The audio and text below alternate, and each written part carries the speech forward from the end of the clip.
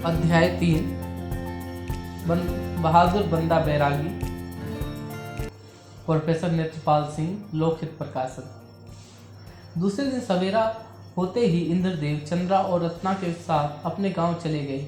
इधर राजौरी के अधिकांश लोग अन्य दिनों की भांति अपने अपने काम धंधे में लग गए। कई साहसी लोग स्वेच्छा से सुरक्षा कार्यों के लिए तैयार हो गए थे।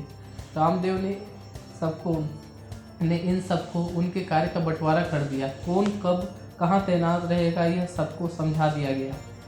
15-20 हथियारबंद घुड़सवारों को लुटेरों की टोल लेने के लिए उधर से भेज दिया गया जिधर लूटपाट की घटना हुई थी। उस टोली में आगे अपने घोड़े पर स्वयं लक्ष्मण चल रहा था। लक्ष्मण ने सबको यह स्थान दिखाया जहाँ उसने एक लुटेरों को मार गिराया था। नीचे घाटी में कहीं उसकी लाश दिखाई नहीं पड़ी। शायद कोई मांसाहारी जानवर उसे खींच ले गया था। आगे बढ़कर दूर तक तलाश की गई, कहीं कोई आदमी नहीं मिला। एक जगह नीचे के तट के पास समतल भूमि पर घोड़े की लीद पड़ी हुई थी। डेरा लगाने के निशान तथा खाना तैयार करने की जलाई गई आग की राख और कुछ सूखी लकड़ियों भी दिखाई पड़ी। घोड़ों की कुछ लीद ताजी थी। इससे यह अनुमान लगाया कि डेरा आज सवेरे ही हटाया गया है। इससे यह बात पक्की हो गई कि हमारे बाहरी लोगों की कोई टुकड़ी यहाँ भी अवश्य जो कहीं अन्यत्र चली गई है। लक्ष्मण और उसके साथी राजौरी वापस आ गए। सबने तय किया कि सुरक्षा के मामले में सतर्कता बरतनी आवश्यक है, अन्यथा कुछ भी अप्रिय घटना हो सकती है। बाजार के दुकानदारों तथा व्यापारियों ने धन की पर्याप्त व्यवस्था कर दी, अतः सैकड़ों युवक रोजी की रोजाना की चिंता से मुक्त होकर सुरक्षा कार्य में जुट गए। राजौरी आने व जाने के सभी मार्गों में 2-3 कोस तक 2-2, 3-3 की टोलियां बनाकर लोग घूमते थे ताकि आक्रमणकारियों लुटेरों की सूचना समय से पूर्व ही पहुंचाई जा सके। लगभग एक सप्ताह इसी तरह बीत गया, कहीं कुछ गड़बड़ी का समाचार नहीं मिला। एक दिन खबर मिली कि फौज की ओर से शताधिक लोगों का एक दल राजौरी की ओर आ रहा है। यह भी बताया गया कि दल के लोग वेशभूषा में सैनिक न होकर फकीर लगते हैं। फिर भी पूरे कस्बे में सनसनी फैल गई।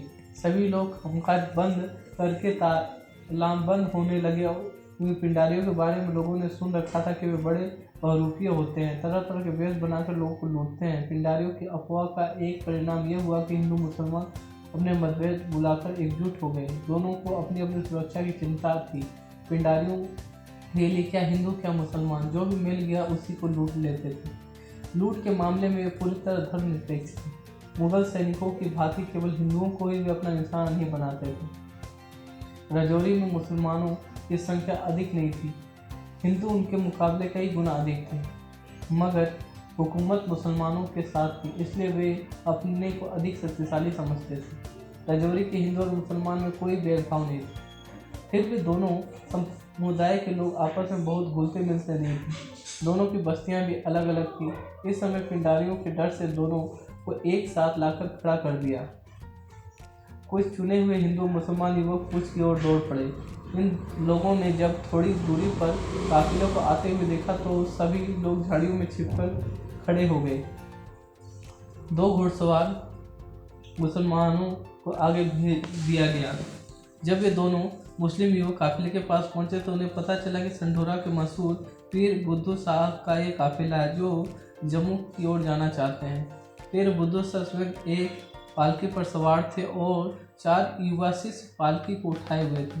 पालकी के पीछे पीछे और दाएं बाएं घोड़ों पर सवार उनके शिष्य चल रहे थे जो सबके सब हथियार बंद थे। राजौरी के घुड़सवारों ने दौड़कर यह समाचार रामदेव के पास पहुंचा दिया कि आने वाले लोग लुटेरे या पितु पीर बुद्धू शाह एवं उसके शिष्य हैं। पीर बुद्धू शाह एक का नाम सुनकर रामदेव को बड़ी खुशी हुई। उन्होंने यह समाचार तुरंत बाबा जानकी दास जी को बताया और पीर साहब के स्वागत की तैयारी प्रारंभ कर दी। पीर बुद्धू शाह का हिंदू मुसलमान दोनों में बड़ा मान सम्मान था। वे उदार विचारों वाले बहुत ही नेक इंसान थे। उनके बारे में प्रसिद्ध था कि उनकी दुआ से असंभव काम भी संभव हो जाता है। वे हिंदू संतों का भी बड़ा सम्मान करते थे और उनके अनेक हिंदू संतों से उनका मैत्री भाव भी था। उसकी दृष्टि से सभी मनुष्य मनुष्य समान थे, कोई ऊंच या नीच नहीं। काफिर शब्दों को उन्होंने अपने शब्दकोश से ही निकाल दिया था, क्योंकि उसने विचार में सभी मनुष्य अल्लाह की रहमत के अधिकारी थे। वे जहाँ कहीं जाते उसके दर्शन करने वालों की भीड़ उमड़ पड़ती। लोग मुक्त मन से तरह तरह की वस्तुएं एवं रुपये पैसे भी भेंट चढ़ाते थे। उनकी मुरादों की संख्या हजारों में थी, जिनमें हिंदू मुसलमान दोनों समुदाय के लोग थे। मूर्ति पूजा उनकी दृष्टि में पाखंड थी, फिर भी मूर्ति पूजकों के वे शत्रु नहीं थे। हिंदू संतों से बहुधा उनका आध्यात्मिक संवाद होता रहता था। उपनिषदों के तत्वज्ञान की उन पर स्पष्ट छाप थी। गीता का अध्ययन उन्होंने भलीभांति किया था। सिखों के नौम तेज बहादुर से उनके बड़े ही आत्मीय संबंध थे। औरंगजेब ने उसका जब निर्ममतापूर्वक गुरु की हत्या करवाई तो वे बड़े दुखी हुए और हिंदुस्तान में अकेले मुसलमान संत थे जिन्होंने औरंगजेब की इस कृति की निंदा की। फिर बुद्धू शाह के 4 बेटे थे और उनमें 2000 ऐसे मुरीद थे जो अपना सब कुछ छोड़कर पीर साहब की सेवा में समर्पित भाव से लगे रहते थे। लाहौर, संथीन, जम्मू और श्रीनगर के सूबेदार ने उसका नैतिक प्रभाव था। उनमें से कोई भी उनके किसी काम में हस्तक्षेप करने का साहस नहीं करता था। पीर साहब ने रजौरी पहुंचने पर दोनों के संप्रदाय के लोगों को खुशी हुई। दोनों के समुदाय के लोगों ने उनका भव्य स्वागत किया। मस्जिद के सामने बड़ी अहाते में उनके ठहरने की व्यवस्था की गई। देखते ही देखते वहाँ कई तंबू खड़े कर दिए गए। पूरे काफिले के लिए खाने पीने की समुचित व्यवस्था थी। बाबा जानकी दास के चेले हिंदुओं के घरों से आवश्यक सामान ला रहे थे। बाबा ने पीर साहब का स्वयं आकर स्वागत किया। दोनों संत एक दूसरे से मिलकर बड़े प्रसन्न हुए। दोनों साथ साथ एक ही तख्त पर बैठे और देर तक आध्यात्मिक चर्चा करने लगे। उसी दिन शाम को पीर बुद्धू शाह की अमृतवाणी सुनने के लिए एक सभा का आयोजन किया गया। बड़ी संख्या में हिंदू, मुसलमान, स्त्री और पुरुष इकट्ठे हुए। प्रारंभ में बाबा जानकी दास ने पीर साहब का स्वागत करते हुए उनका परिचय कराया। पीर साहब की आध्यात्मिक साधना को उन्होंने मुक्त कंठ से प्रशंसा की और कहा कि इतने सिद्ध पुरुष का दर्शन निश्चित रूप से हमारे अनेक सत्कर्मों से पुण्य का प्रसाद है। यह हमारे लिए सौभाग्य की बात है कि पीर साहब ने हमारे बीच पधारने की कृपा की है। मैं यही कहना चाहूँगा कि हम आपका रजौरी आगमन प्रभु का ही परिणाम है, क्योंकि प्रभु कृपा से ही कि बिना संत नहीं मिलते। यह बात मैं अपनी ओर से नहीं कह रहा हूँ। रामायण में गोस्वामी तुलसीदास ने लिखा है, बिनु हरि कृपा मिले ही नहीं संता। इससे पहले कि मैं पीर साहब से कुछ कहने के लिए निवेदन करूं, मैं भी कुछ सब आपके सामने कहना चाहता हूं। संसार में जितने भी सद्धर्म हैं सभी ईश्वर में विश्वास करने का उपदेश देते हैं और ईश्वर की प्राप्ति के लिए मार्ग का निरूपण भी करते हैं। अलग अलग धर्मों द्वारा निरूपित मार्ग अलग अलग हो सकते हैं, किंतु वे सभी मार्ग व्यक्ति ईश्वर की ओर ही ले जाते हैं।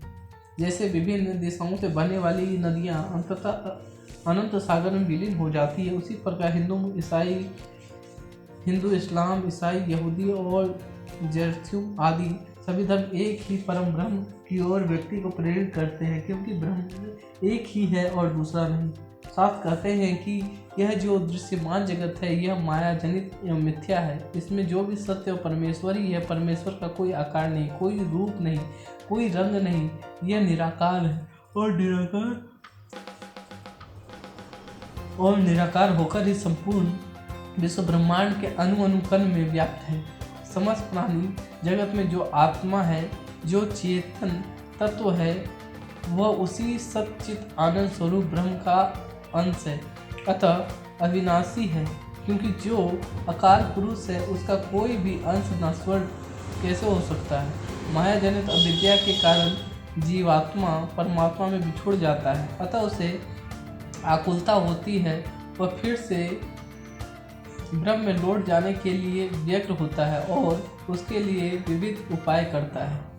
हमारी पूजा, सत्कर्म, भक्ति और साधना का यही मुख्य उद्देश्य है। ईश्वर कहीं बाहर नहीं, वह हमारे अंदर ही है, अतः इसकी तलाश कहीं बाहर करने की आवश्यकता नहीं है। उसको प्राप्त करने का सहज सरल उपाय यही कि हम इंद्रियों और मन को नियंत्रित कर अंतर्मुखी करें। योग, ध्यान, समाधि के द्वारा हम उस परम सत्ता का सानिध्य प्राप्त करेंगे। यही आध्यात्म है जिसके द्वारा ईश्वर को प्राप्त किया जा सकता है। मेरा तो प्रमुख आश्रम यही है और मेरा बहुत सा समय रजौरी में ही बीतता है। मैं आप सबके लिए सहज सुलभ हूँ, इसलिए आप केवल इतना ही कहकर अपनी बात समाप्त करता हुआ पीर साहब से निवेदन करता हूँ कि वो अपने अमृत वचनों से हम सबको कृतार्थ करें।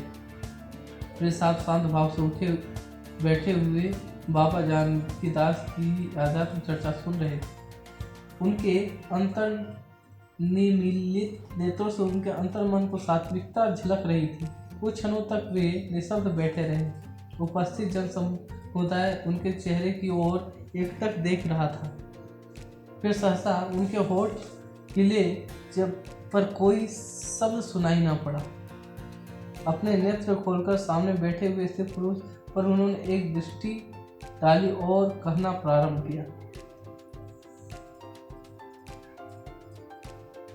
बाबा जानकीदास जितने मेरे अजीज हैं उतने ही वो ईश्वर के भी अजीज हैं। उन्होंने अभी जो कुछ कहा वही थोड़े हेर के साथ सभी मजहब कहते हैं। इस्लाम का मूल मंत्र है कलमा, ला इलाहा इल्लल्लाह मुहम्मदुर रसूलुल्लाह। इसका मतलब है कि ईश्वर का अल्लाह लाजवाब है, अतः अकेला है, वही सर्वशक्तिमान है, दूसरा कोई उसके बराबर नहीं। मोहम्मद साहब उसी अल्लाह के पैगंबर, नबी या रसूल हैं। अल्लाह ने उनके माध्यम से सारी दुनिया के इंसानों के लिए अपना पैगाम दिया है।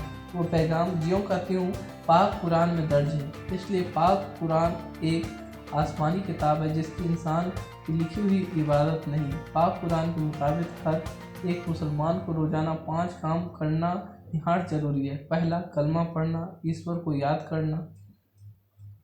दूसरा, दिन में 5 बार नमाज अथवा ईश्वर को प्रार्थना करना।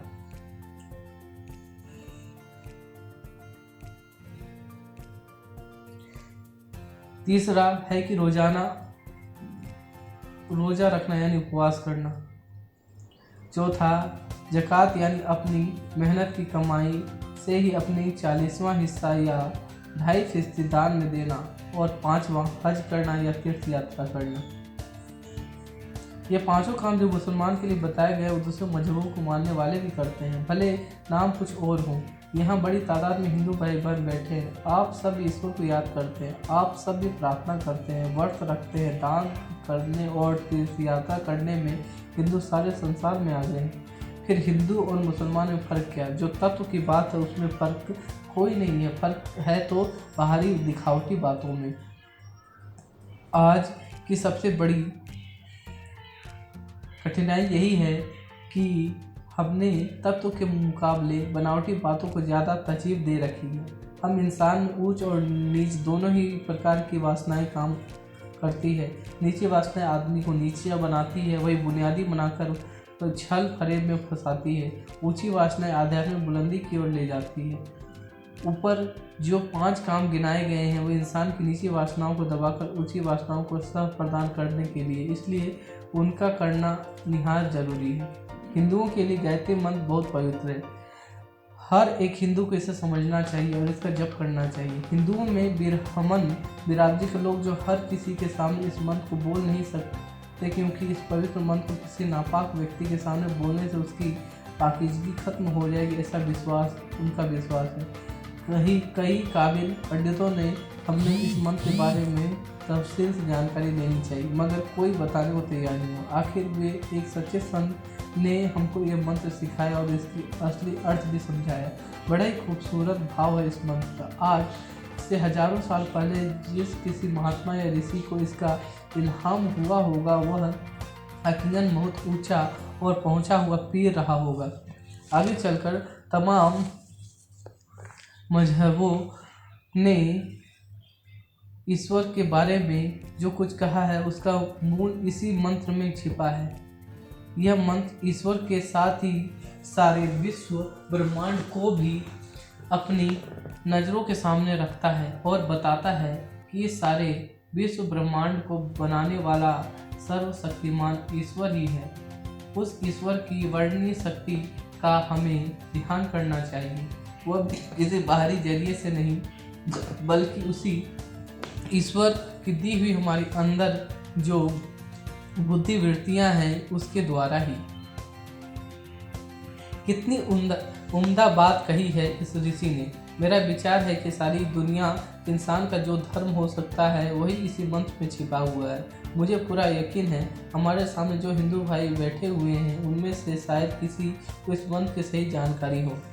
यह मंत्र भी कुछ पंडितों को छोड़कर बाकी बहुत से लोगों को याद तक नहीं होगा, मगर शायद ही कोई ऐसा मुसलमान होगा जिसे कलमा याद ना हो।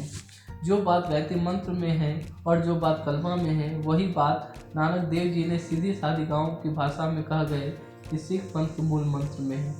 एक ओंकार सतनाम कर्ता पुरख निर्भव निर्वैर अकाल मूर्ति अजूब सेम गुरु प्रसादी। ईसाई आदि दूसरे मजहब भी कहते हैं कि ईश्वर एक है और सब उसी के बनाए हुए बंदे हैं। फिर झगड़ा किस बात का? यही एक ऐसा मसला है जिसका हल तलाश करने की ज़रूरत है। मुझे यह कहने में कोई संकोच नहीं कि सामान्य हिंदू भाई ने न अपने मजहब से वाकिफ है न इस्लाम से।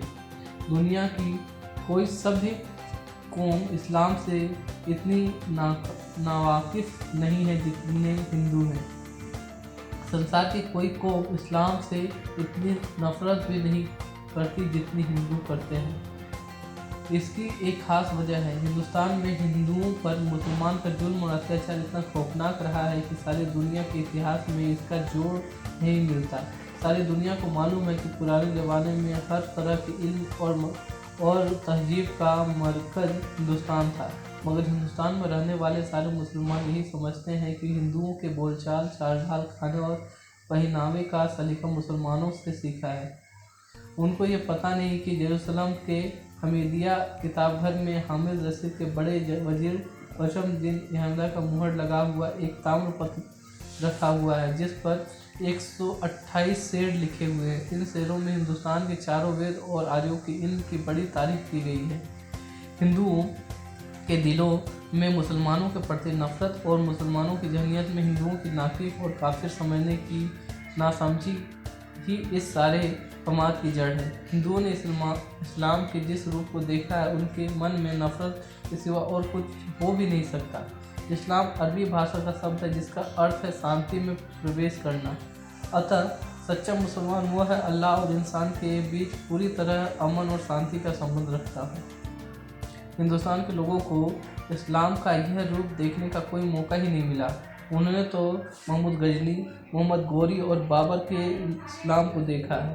वे लोग इस्लाम के सच्चे नुमाइंदे नहीं थे, उन्होंने इस्लाम का बाहरी रूप ही देखा था। अबू बकर, उमर, इस्लाम और अली की पाकीज़गी और महजगी तेर इनमें कतई नहीं था। इस्लाम बड़ा ही ऊंचा धर्म था। बहसीपन और बर्बरता उसमें तब आई जब तमाम कबीलों और तारार लोगों ने इस्लाम में प्रवेश किया। गंगा और सिंधु के किनारे इस्लाम का परचम फहराने वाले लोग अबू बकर, उमर, इस्लाम और अली की पवित्रता वाले लोग नहीं थे। वे मध्य एशिया के असभ्य और जंगली लोग थे जिन्होंने इस्लाम की सिर्फ टोपी पहनी थी, उसकी असलियत में से वह वाकिफ नहीं थे। जुल्म और अत्याचार करना उसका जाति एब्र था जो इस्लाम कबूल कर लेने पर भी गया नहीं। मंगोलों का सबसे बड़ा नेता चंगेज खान था। यह साफ तौर पर बता दूं कि वह मुसलमान नहीं था। मजहबी नज़रिए से देखे तो वह एक बिगड़ा हुआ बौद्ध था, लेकिन इस बर्बर सेनापति पर हिंसा का ऐसा जुनून सवार हुआ कि उसने बुखारा, समरकंद, हेरात और बलख को जलाकर राख कर दिया और उत्तराधिकारी हुलूकों के बगदाद को उखाड़कर वहाँ के मशहूर किताबघर को भी जला दिया। हिंदुस्तान के मुसलमान जो यहीं के रहने वाले हैं अक्सर ये कहते हैं कि चंगेज खान और हलाकू के ख़ानदानी हैं। लागत है उनकी नासमझी पर। इतना कहते कहते पीर के चेहरे पर घृणा और क्रोध के भाव झलक उठे। पीर साहब धारा प्रवाह बोलते जा रहे थे। सामने बैठे हुए लोग मंत्रमुग्ध होकर सुन रहे थे। कहीं से मच्छर पनकने की आवाज़ नहीं। ऐसा लगता था जैसे लोग सांस रोककर समाधिस्थ हो गए।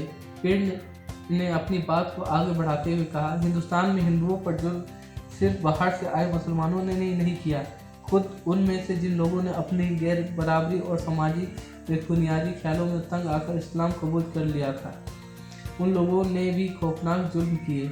आज के तकरीबन 300-400 साल पहले यहाँ कश्मीर में सहदेव नाम के हिंदू राजा का राज्य था। उसका एक दरबारी था रत्नजू। वो शायद शक या खून संप्रदाय का ही था। हिंदू धर्म में उसकी श्रद्धा थी और वह चाहता था कि उसे हिंदू बना दिया जाए। राजा की भी यही मंशा थी, मगर पंडितों ने उसकी हिंदू बनाना मंजूर नहीं किया। तो इससे उसे बड़ा कष्ट हुआ। इसे इस्लाम कबूल कर लिया। बाद में उसके बेटे ने राजा को मार डाला और खुद शाहमीर के नाम से राजगद्दी पर बैठ गया। जिस पंडितों ने रजनी को हिंदू नहीं बनने दिया था, उन सबको उसने पहले खूब यातनाएं दी और बाद में बोरों में जिंदा जलाकर बंद करवाकर झेलम नदी में डुबा दिया। श्रीनगर से यहाँ यह लोग डुबोए गए थे और उस जगह को आज भी वटमजार के नाम से जाना जाता है। इसी तरह बंगाल में भी जो नामी जालिम मुसलमान हुआ, वो काला पहाड़, वो भी पहले हिंदू ही था। उसने मुसलमान होने के बाद अपने हिंदू भाइयों में जुल्म की इंतहा कर दी। ये बातें मैं इसलिए कह रहा हूँ जिससे आपके दिमाग में यह तस्वीर बन सके और आप लोग हकीकत को समझ सकें। ये एक बात यहाँ के हिंदू और मुसलमानों को साफ तौर पर समझ लेनी चाहिए कि सारे हिंदू और बड़े तादाद में मुसलमान इसी मुल्क के असली बासिंदे हैं। दोनों को इसी मुल्क में रहना है। बेहतर होगा यह वह लड़कर नहीं मिलकर रहे। मजहबी बुनियाद पर तो वो बिल्कुल न लड़े। इस देश में मुसलमानों को इसके लिए पहल करनी चाहिए, मगर अफसोस ऐसा नहीं हो रहा। बदकिस्मती से दिल्ली के तख्त औरंगजेब जैसा जालिम बादशाह बैठा हुआ है। ऊपरी तौर पर वह एक सच्चा मुसलमान लगता है, पूरी तरह मजहबी, 5 वक्त का नमाज, शरीयत का पूरी तरह पाबंद, लेकिन उसकी जहनियत पर इब्लीस का कब्जा है। अल्लाह के नाम पर वह बेहिंसा जुल्म कर रहा है। वो समझता है इससे उसे सवाब मिलेगा, वह जन्नत नसीब होगा। ऐसे अजीज तेग बहादुर को उसने बेवजह कत्ल कर दिया। कितना नेक इंसान था सिखों का यह ओलिया।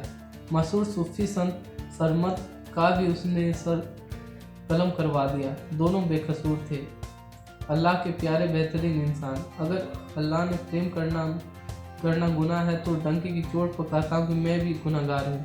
वो चाहे तो मेरा भी सर कलम करवा दे। यह सरफिरा बादशाह मुगल सल्तनत की कब ही नहीं खोद रहा है, बल्कि इस्लाम को भी बदनाम कर रहा है। मुसलमानों और गैर मुसलमानों के बीच नफरत की लकड़ी इसने इतनी गहरी बना दी है कि इसकी भारी खामियाजा हमारी अगली नस्लों को भुगतना होगा। औरंगजेब को सह देने वाला मुल्ला मौलवियों से मैं पूछना चाहता हूँ कि तलवार के बल पर ज़बरदस्ती लोगों को इस्लाम में लाने की बात पाक कुरान में किस जगह लिखी हुई है?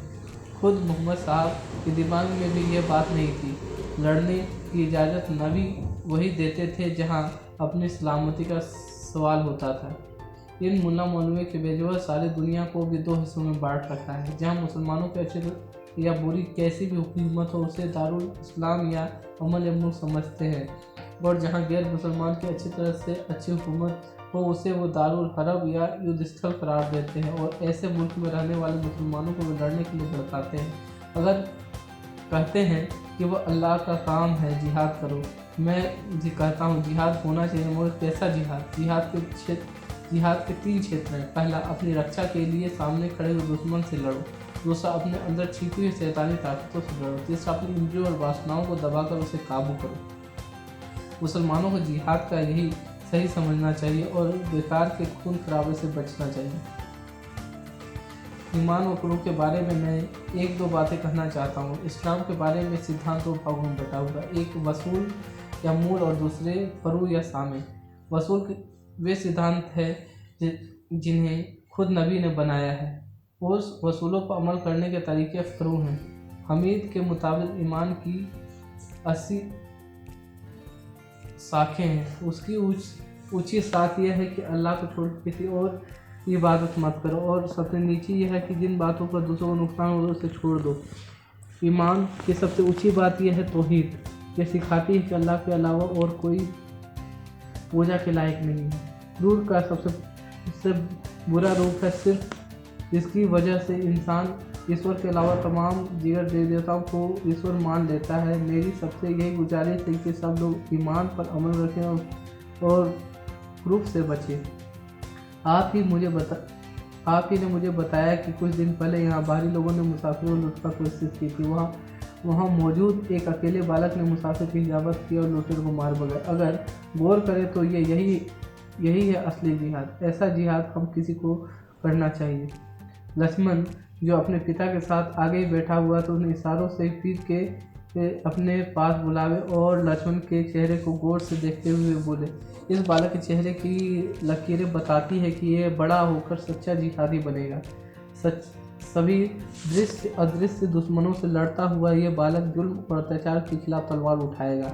अल्लाह उसे हम हर तरह की नियामतों को नवाजे और शैतानी ताकत से लड़ने की ताकत है, यही मेरी दुआ है। इतना कहकर पीर ने लक्ष्मण के सिर पर हाथ फिराया। रामदेव और जानकीदास यह देखकर निहाल हो गए। पूरी सभा पीर साहब की ओर जय जयकार कर उठी। मस्जिद का मौलवी मुल्ला रजील को यह देखकर कसमसा कर रह गया। प्रारंभ से ही पीर साहब को कोई बात उसे अच्छी नहीं लग रही थी और कोई साधारण व्यक्ति इस तरह की बातें करता तो वो विरोध करता, किंतु पीर साहब की शक्ति के सामने वो अपने को असहाय समझ रहा था, अतः चुप रहा। पीर साहब ने वैसे ही उसे कोई महत्व नहीं दिया था, अपने साथ मंच पर भी नहीं बैठा दिया, जबकि बाबा जानकीनाथ के प्रति उन्हें कहीं अधिक सम्मान प्रकट करते हुए उन्हें न बैठाया था। इसे वो अपना भारी अपमान समझ रहा था।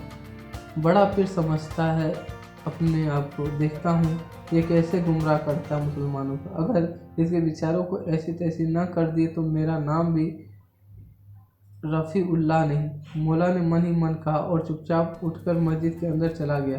काफ़ी रात बीत जाने पर उसे नींद नहीं आई और उसने भावी योजनाओं में ही उलझा रहा।